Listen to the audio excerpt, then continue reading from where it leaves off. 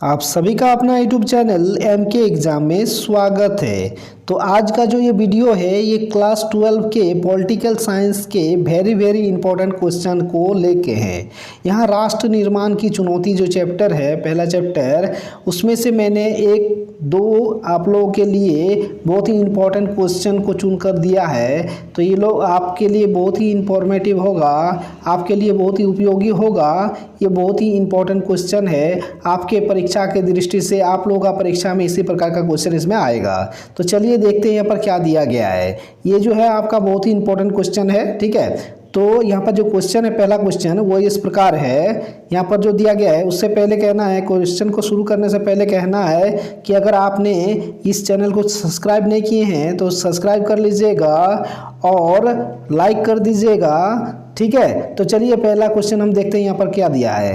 यहाँ पर जो दिया गया है वो इस प्रकार है कि अगस्त 1947 में नव स्वतंत्र भारत के सम्मुख कौन सी 3 प्रमुख चुनौतियां थी। जो अथवा दूसरा जो आपका दिया गया है उसी में क्वेश्चन, भारत को स्वतंत्रता के समय किन चुनौतियों का सामना करना पड़ा। तो यहाँ पर जो इसका आंसर होगा वो इस प्रकार है। यहाँ पर दिया गया है आपका इस प्रकार आंसर दिया गया है कि सबसे बड़ी चुनौती देश को एकता के सूत्र में बांध कर रखने की थी, जिसमें भारतीय समाज की सारे विविधता के लिए स्थान हो, क्योंकि भारत में विभिन्न भाषा, धर्म, संस्कृति के लोग विद्यमान थे, ठीक है। मतलब जो हमारे भारत है ये बहुत सारे विविधताओं का देश है। यहाँ पर बहुत सारे क्या है, भाषा है, संस्कृति है, धर्म है, जाति है, इनको एक सूत्र में बांध कर रखना बहुत बड़ा एक चुनौती था। नेक्स्ट जो आपका दूसरा नंबर उसका टॉपिक है, दूसरा नंबर जो आंसर है 3 चुनौतियों में से दूसरा नंबर जो चुनौती है, भारत में लोकतंत्र का स्थापना की चुनौती। मतलब जो लोकतांत्रिक भारत हमारा है इसके लोकतंत्र को रखना, एक सूत्र में बांध के रखना बहुत ही बड़ा चुनौती था। तीसरा जो आपका चुनौती था वो है लोक कल्याणकारी समाज का। लोक कल्याणकारी समाज जो है इसका भी एक बहुत बड़ा चुनौती था कि लोक कल्याणकारी समाज का विकास करना, मतलब जिसमें सभी प्रकार के सभी लोगों का कल्याण हो, उस प्रकार का समाज बनाना। तो नेक्स्ट जो आपका क्वेश्चन है, स्वतंत्रता के बाद भारत के समक्ष राष्ट्र निर्माण की चुनौती पर निबंध लिखे, 1 नंबर। अथवा आज़ादी के समय भारत के किन मुख्य चुनौतियों का सामना करना पड़ा, अथवा स्वतंत्र भारत के समक्ष राष्ट्र निर्माण का प्रमुख समस्या क्या थी। ये आपका तीनों क्वेश्चन है, लेकिन इसका आंसर यही होगा। इस प्रकार आप लिख सकते हैं आंसर इसका कि स्वतंत्रता प्राप्ति के पश्चात भारत के समक्ष निम्नलिखित 3 बड़ी चुनौतियां थी। वह क्या थी? तो पहला जो चुनौती था वो है आपका भारत को एकता के सूत्र में बांध कर रखना। भारत जो इतना बड़ा देश है इसको स्वतंत्रता प्राप्ति के बाद एक साथ रखना बहुत ही बड़ा चुनौती था। तो यहाँ पर दिया है कि आपका देखिए स्वतंत्रता के पश्चात भारत के समक्ष पहली तत्कालीन चुनौती एकता के सूत्र पर बंधे एक ऐसे भारत को गढ़ने की थी जिसमें भारतीय समाज की सारी विविधता के स्थान हो। मतलब जितने भी भाषा हो, संस्कृति हो, लोग हो, जाति हो, लेकिन एक सूत्र में बांध के रखना, उसको रखना ही एक बहुत बड़ा चुनौती था, उसको एक सूत्र में बांध के रखना, ठीक है।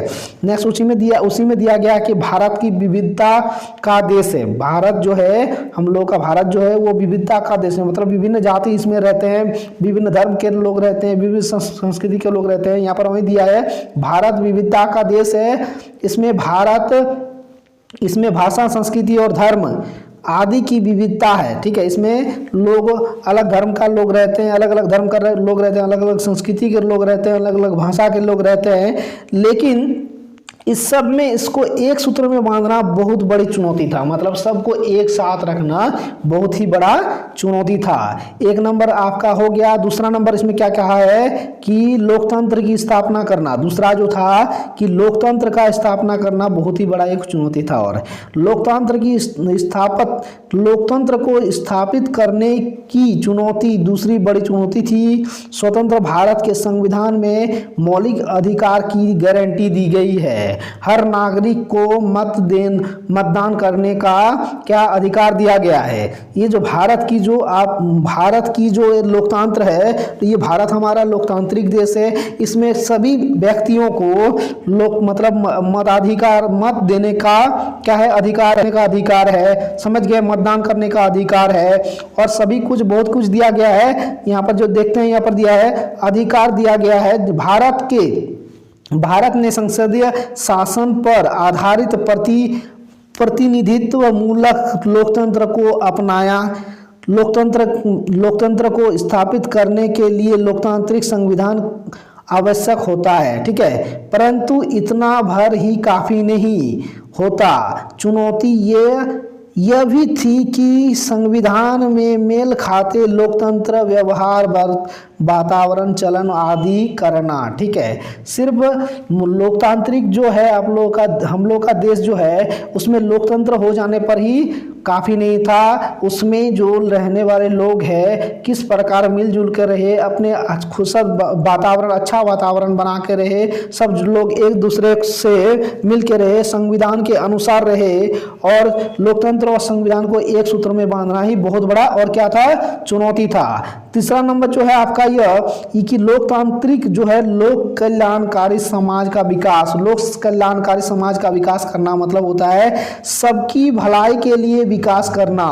सबकी भलाई के लिए, किसी जाति या किसी धर्म या किसी संस्कृतिवादी नहीं, सबकी भलाई के लिए जो चुनौती थी वो बहुत ही बड़ा एक चुनौती था। समझ गए ना, एक चुनौती था क्या, बहुत ही बड़ा चुनौती था कि सभी जाति धर्म आदि का सभी का भलाई के लिए सोचना और भलाई के तरफ चलना, ठीक है। यह आवश्यक था कि विकास कार्य इस प्रकार चलाया जाए जिससे समाज के हर वर्ग की भलाई हो।